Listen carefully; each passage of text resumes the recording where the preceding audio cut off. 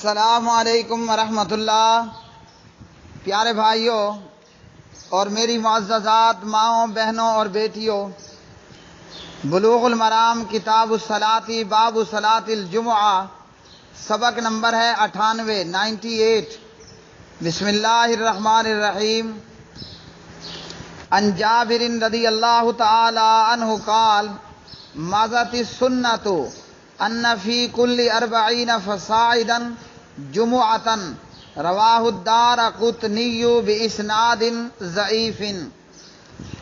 حضرت جابر رضی اللہ تعالی عنہ سے روایت ہے، جابر کہتے ہیں کہ یہ طریقہ جاری رہا ہے کہ 40 یا اس سے زیادہ تعداد میں جمعہ ہے، یعنی جب تعداد آدمیوں کی 40 یا اس سے زیادہ ہوگی تو پھر جو ہے وہ نماز جمعہ ادا کی جائے گی، اور یہ روایت سندن ضعیف ہے، اس لیے کہ نماز جمعہ کے لیے نمازیوں کی تعداد کے بارے میں کسی صحیح حدیث کے اندر کوئی ذکر نہیں ہے، اور علماء اور ائمہ دین ان کے اس تعلق سے مختلف اقوال۔ کسی امام نے کہا نماز جمعہ کے لیے 4 بندے ہوں، کسی نے کہا 7، کسی نے کہا 9، 12، 20، 40، 50، 70، مختلف اقوال ہیں، اور کسی قول کے ساتھ بھی کوئی صحیح مرفوع حدیث نہیں ہے۔ باقی جماعت 2 آدمی ہوں تو 2 آدمیوں سے بھی جماعت ہو سکتی ہے۔ نبی علیہ السلام کا ارشاد سفر میں 2 آدمی ہوں، ایک آذان دے اور جو عمر میں بڑا ہو وہ قرآن زیادہ جانتا ہو وہ جماعت کرا لے۔ صحیح بخاری کتاب الاذان 628 اور مسلم 673۔ تو تعداد کے تعلق سے نبی علیہ السلام کی کوئی ایسی صحیح حدیث نہیں ہے کہ جس میں جمعے کے تعلق سے نمازیوں کی تعداد کا تعین کیا گیا ہو۔ امام شافعی علیہ الرحمہ فرماتے ہیں کہ نماز جمعہ کے لیے 40 کی تعداد ہونا ضروری ہے، اور امام ابو حنیفہ رحمہ اللہ کے نزدیک امام کے علاوہ 2 آدمیوں کا ہونا ضروری ہے۔ البتہ وہ یہ کہتے ہیں کہ جمعے کے لیے بڑے شہر کا ہونا ضروری ہے، تو یہ بڑے شہر کی قید بھی کسی حدیث سے ثابت نہیں۔ اسلام میں پہلا جمعہ جواسہ نامی بستی میں ادا کیا گیا، اور وہ بڑا شہر نہیں تھا۔ بخاری کتاب الجمعہ حدیث نمبر 893۔ تو جابر کی یہ روایت کہ نماز جمعہ کے لیے 40 یا اس سے زیادہ کا ہونا ضروری ہے، یہ روایت سندن ضعیف ہے، اور اس میں ایک راوی عبدالعزیز بن عبد الرحمن ضعیف۔ امام احمد رحمہ اللہ عبدالعزیز بن عبد الرحمن کے متعلق فرماتے ہیں کہ اس کی بیان کردہ روایات پر لکیر پھیر دو، اور اس لیے کہ یہ عبدالعزیز بن عبد الرحمن جھوٹ کا پلندہ ہے، اس کی روایات جھوٹ کا پلندہ ہیں، اور اس کی اپنی گھڑی ہوئی اور من گھڑت روایات۔ امام نسائی عبدالعزیز بن عبد الرحمن کے تعلق سے فرماتے ہیں کہ یہ راوی ثقہ نہیں، اور اسی طرح ہر دوسرے امام نے اس پر جرح کی، تو یہ روایت سندن صحیح نہیں ہے۔ نماز جمعہ کے لیے نمازیوں کی تعداد کوئی شرط نہیں، 2 بندے بھی ہوں، بستی ہو، شہر ہو، بڑی بستی، بڑا شہر، بڑا علاقہ ہو، یا ایک عام دیہات اور پنڈ ہو، نماز جمعہ ادا کرنا درست ہے، ادا کیا جائے گا، بھلے 2 بندے ہوں، ایک امام بن جائے گا، دوسرا مقتدی بن جائے گا۔ اگلی حدیث عن سمرۃ بن جندب رضی اللہ تعالی عنہ ان النبی صلی اللہ علیہ وسلم کان یستغفر للمؤمنین والمؤمنات فی کل جمعۃ رواہ البزار باسناد لین۔ سمرہ بن جندب رضی اللہ عنہ راوی فرماتے ہیں کہ نبی علیہ السلام ہر جمعے میں مومن مردوں اور مومن عورتوں کے لیے بخشش کی دعا کیا کرتے تھے۔ اسے بزار نے کمزور سند کے ساتھ روایت کیا۔ زبیر علی زئی رحمہ اللہ فرماتے ہیں روایت ضعیف ہے، تاہم دیگر صحیح احادیث سے یہ ثابت ہے خطیب کو جمعے میں اپنے لیے اور دوسرے مومن مردوں عورتوں مسلمان مردوں عورتوں کے لیے دعائے خیر دعائے مغفرت کرنی چاہیے۔ اگلی حدیث عن جابر بن سمرہ رضی اللہ تعالی عنہ ان النبی صلی اللہ علیہ وسلم کان فی الخطبۃ یقرأ آیات من القرآن یذکر الناس، رواہ ابو داود واصلہ فی مسلم۔ جابر بن سمرہ رضی اللہ تعالی عنہ راوی نبی علیہ الصلوۃ والسلام خطبہ جمعہ میں قرآن پاک کی آیات تلاوت فرما کر لوگوں کو نصیحت فرمایا کرتے تھے۔ بھائیوں اور بہنوں، اس حدیث سے یہ معلوم ہوا خطیب خطبہ جمعہ میں قرآن مجید کی آیات پڑھے، یہ سنت ہے۔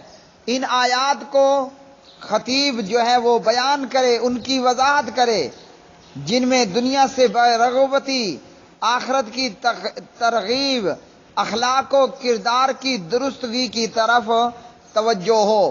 یاد رکھیے جتنی اصلاح آیات قرآنیہ احادیث نبویہ صلی اللہ علیہ وسلم سے ہو سکتی ہے کسی اور سے نہیں، تو خطیب کو چاہیے جھوٹے من گھڑت قصے بیان کرنے کے بجائے، کہانیاں اور موضوع روایات بیان کرنے کی بجائے آیات قرآنیہ اور احادیث نبویہ بیان کرے۔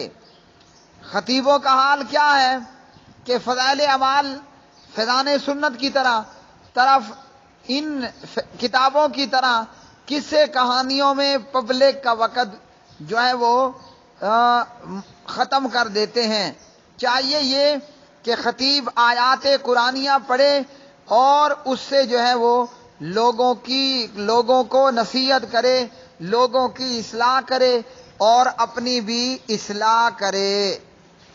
اگلی حدیث عن طارق بن شہاب رضی اللہ تعالی عنہ ان رسول اللہ صلی اللہ علیہ وسلم قال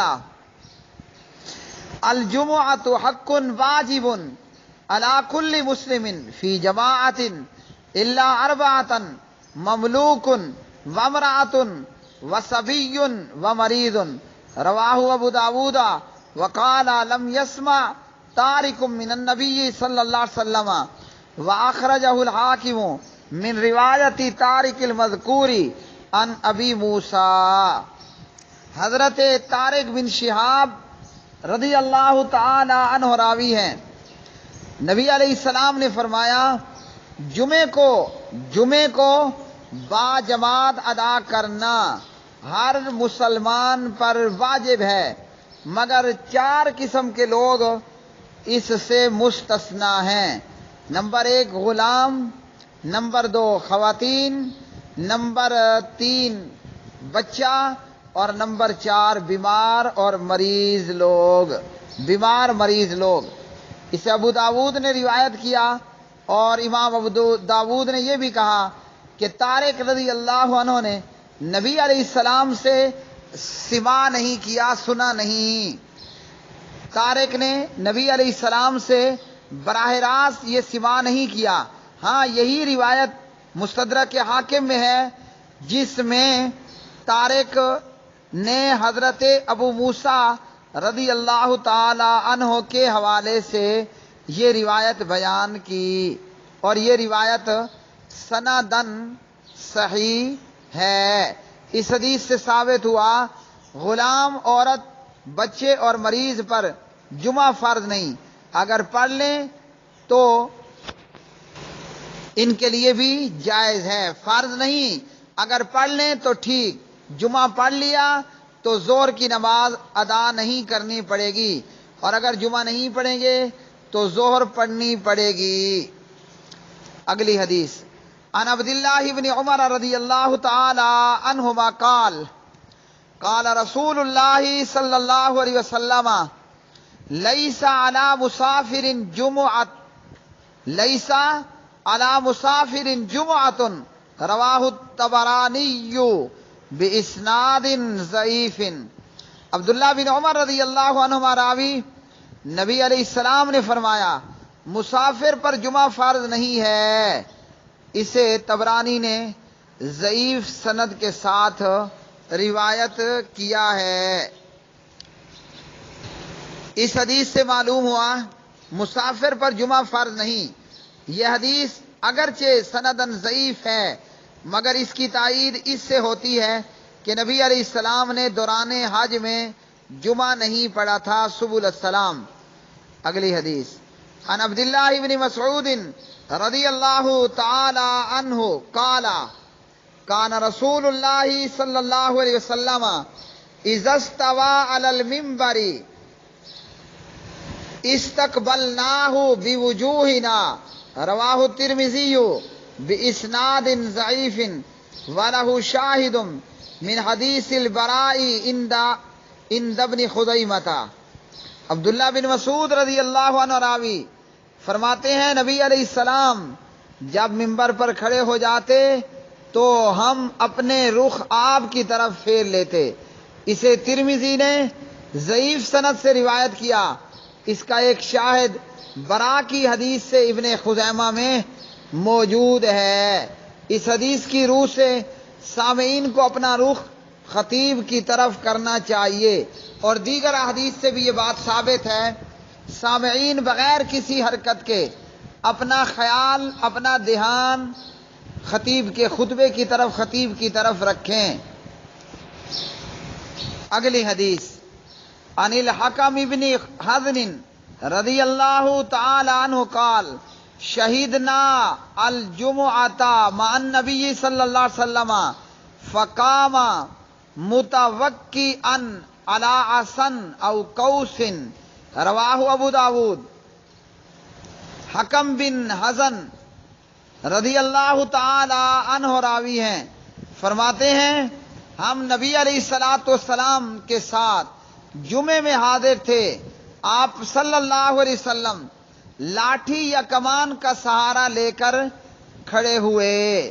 پیارے بھائیوں، میری بہنوں، اس حدیث کی روح سے خطیب کو چاہیے خطبہ جمعہ کے وقت کسی چیز کا سہارا لے۔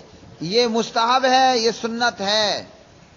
اور اس کا فائدہ کیا کہ ہاتھ بے جا حرکت سے بچے رہتے ہیں اور آدمی میں تھکاوٹ کا احساس نہیں ہوتا۔ دوسرا، اس حدیث سے نبی علیہ السلام کا کھڑے ہو کر بھی خطبہ دینا ثابت ہوا۔ پیارے بھائیوں، آج کے سبق 98 سے ہمیں یہ معلوم ہوا نماز جمعہ کے لیے تعداد کی کوئی شرط نہیں۔ جتنے بندے ہوں، شہر ہو یا بستی ہو، دیہات ہو یا شہر ہو، نماز جمعہ ادا ہو سکتی ہے۔ چاہیے یہ کہ خطیب جو ہے جمعے میں مسلمانوں مومنوں کے لیے دعائے استغفار کرے، اور خطیب کو چاہیے جھوٹے قصے بیان کرنے کی بجائے قرآن و حدیث کو پڑھ کر لوگوں کو نصیحت کرے، لوگوں کی اصلاح کرے۔ معلوم ہوا کہ جمعے کی نماز کو باجماعت ادا کرنا ہر مسلمان پر یہ واجب ہے۔ محدثین کے نزدیک واجب فرض ایک ہی چیز ہے، اور مسافر کو رخصت ہے وہ جمعہ چھوڑ دے۔ سنت یہ ہے خطیب خطبہ دیتے وقت ہاتھ میں کوئی لاٹھی وغیرہ لے کر کھڑا ہو، اور سامعین کو چاہیے پوری توجہ اور پورا انہماک خطیب کے خطبے کی طرف رکھیں۔ وآخر دعوانا ان الحمد للہ رب العالمین۔